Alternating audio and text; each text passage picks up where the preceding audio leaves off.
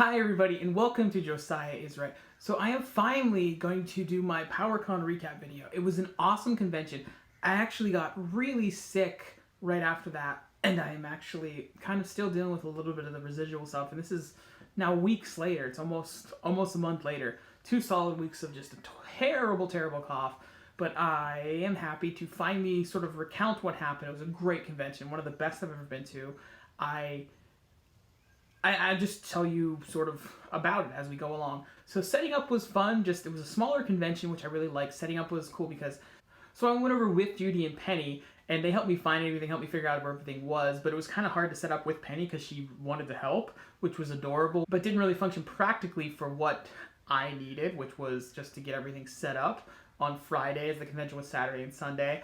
But then I came back without them, was able to set up really well. But it was awesome to have Penny there and Judy there for a little bit because they weren't with me the whole weekend because it was just too busy. So thank you to my friends Marcel and Jim. Marcel helped me out on Saturday and Jim on Sunday. Just have somebody there to first of all talk to, but just to give me the little breaks, go to the bathroom, things like that. That was really awesome.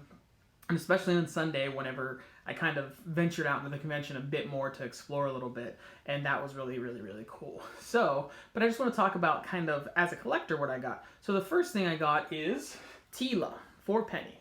So as it is a He-Man convention, I had to get a He-Man toy, and I wanted to get something for Penny anyway, and this felt like the obvious. They had some She-Ra stuff too, but Teela just fit in because Penny actually does play with my He-Man toys, which are, where are they?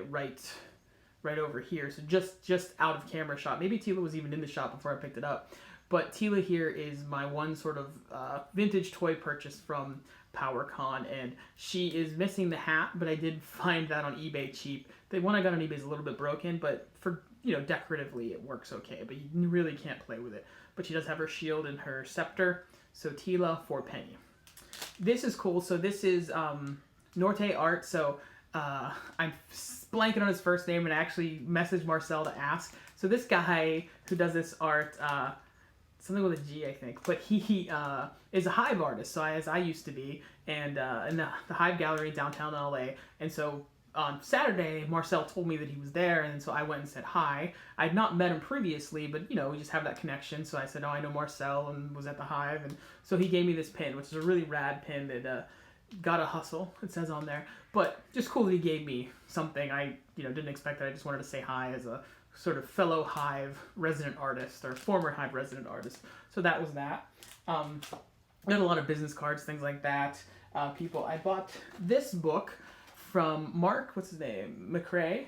And Mark kind of is cool because so he wrote this book. It's kind of the history of television animation in a he worked at, I think, setting up the Cartoon Network and things like that. So he's out of Atlanta, used to be out of New York. And so just cool talking to him and just talking sort of stories and a little bit about Exo Squad and how that was a little bit different. But not really in depth with that conversation, but it was cool that it came up because if you watch my videos, I'm a huge fan of Exo Squad, and that's had a huge impact on me as a storyteller.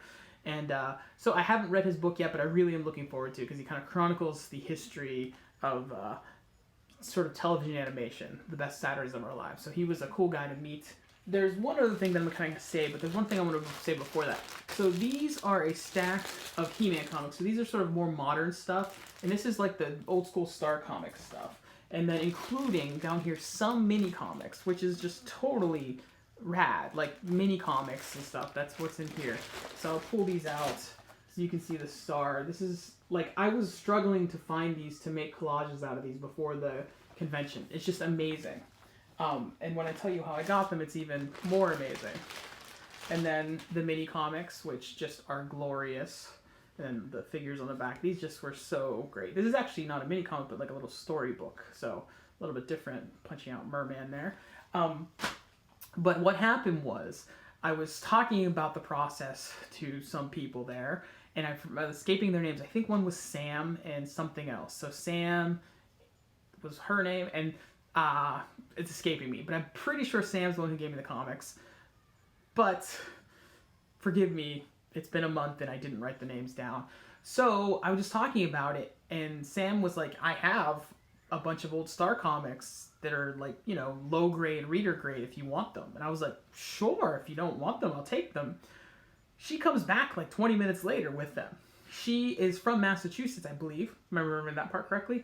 But she brought them back to give to me, like, from her hotel. I guess she brought them with them, just, a He-Man convention. Maybe she would trade them or give them away or something. So she gave me those, and then I gave her favorite character was Orko. So I gave her the one collage that I had that kind of sort of featured Orko. It was one of the He-Man muscle ones that I'll cut to a shot of the one I gave her.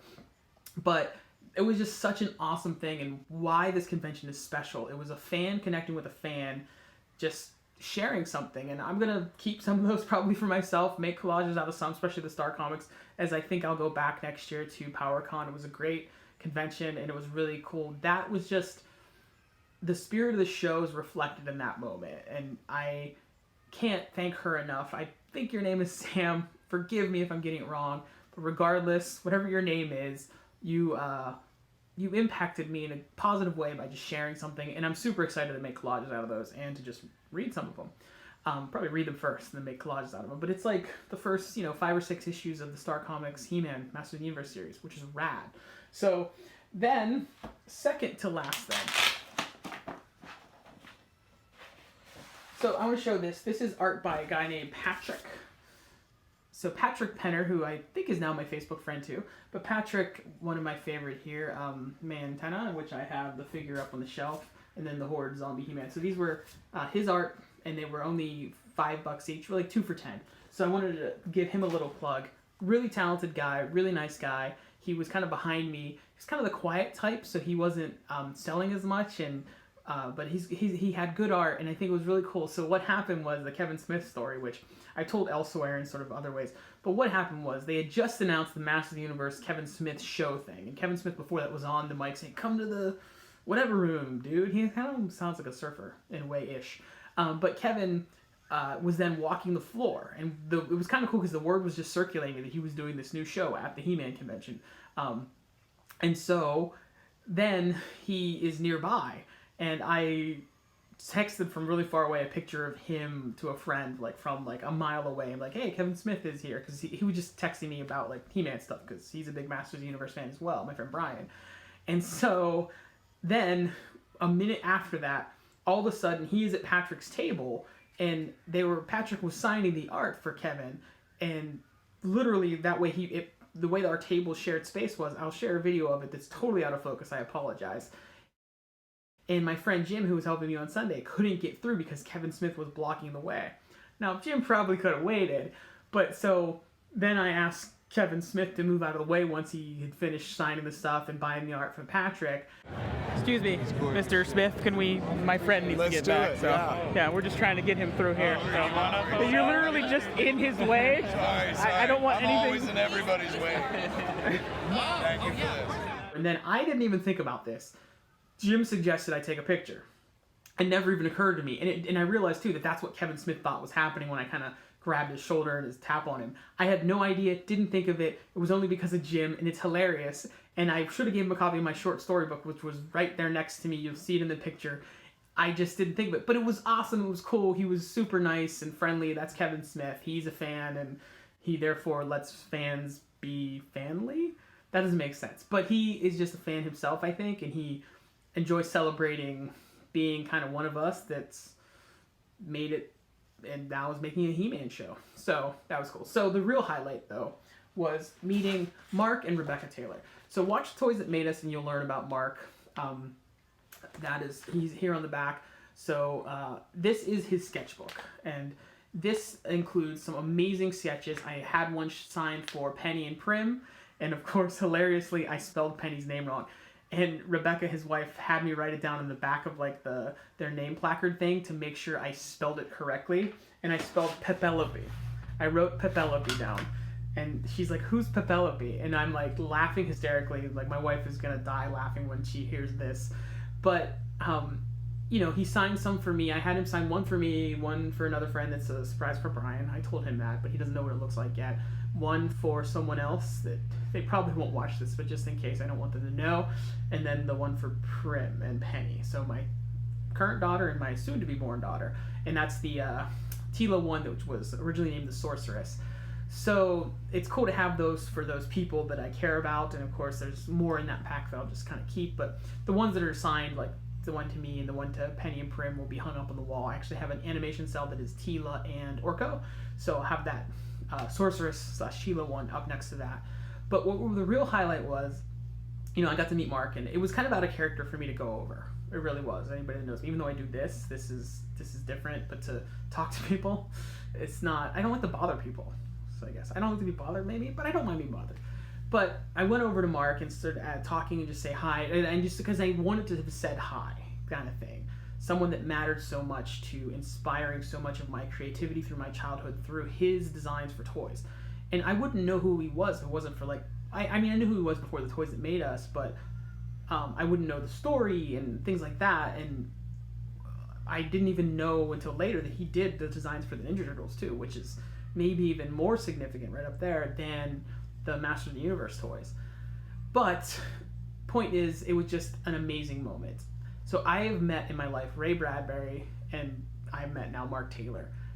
And he also shared a story about meeting Ray, which was cool. But those are two people who are heroes of mine in different ways, but they're both creative geniuses that made something that impacted me, is why I want to tell stories, why I talk about toys on here with Mark, why I'm a writer with Ray, and probably why I'm a writer with Mark's designs that influenced me as a storyteller. But the real highlight was meeting his wife Rebecca, not to downplay Mark. So what happened was I was talking to Mark, and then someone came over. So I started engaging with Rebecca a little bit more, who herself is a talented artist. And as I was talking to Rebecca, after a while, the other guy left, and she stopped, turned to Mark and say, "Josiah is the most interesting person. Josiah, say everything you just said to me, repeat it all to Mark." And I didn't know what to say. I was dumbfounded. I had nothing to say. I said, I think I joked, I can't possibly live up to those expectations. But we talked for a while. I kept coming back and forth, and I gave them a copy of my storybook, I remember, for them. And it was just an amazing, amazing thing. Truly a highlight of my life. I shared pictures of my daughter and my dog and talked about my wife and everything. We talked about a lot of deep issues and a lot of superficial issues, and just that was in the time I was coming back and forth from the table. I was joking how it was bothering them, and Rebecca said, well, we liked it, so it wasn't bothering. But thank you for letting me know that, because I'm an annoying little brother naturally, so I just assume. But it was an awesome, awesome show. So thank you for everyone that helped me out. Jim, Marcel, thank you to the Taylors. Thank you to the crew that put on that convention. Thank you for everyone that bought my collage. I haven't talked about that. I sold enough, well more than enough, that it made it worth it. It wasn't gangbusters, but it was really good. And so thank you for that. I look forward to coming back. That's the biggest sign. It was the best convention that I've ever been to as a vendor, and I really am excited to go back. So that's it. Thank you guys for watching. Bye. I'll see you there next year, and hopefully I won't get horribly sick afterward like I did this year. Hopefully.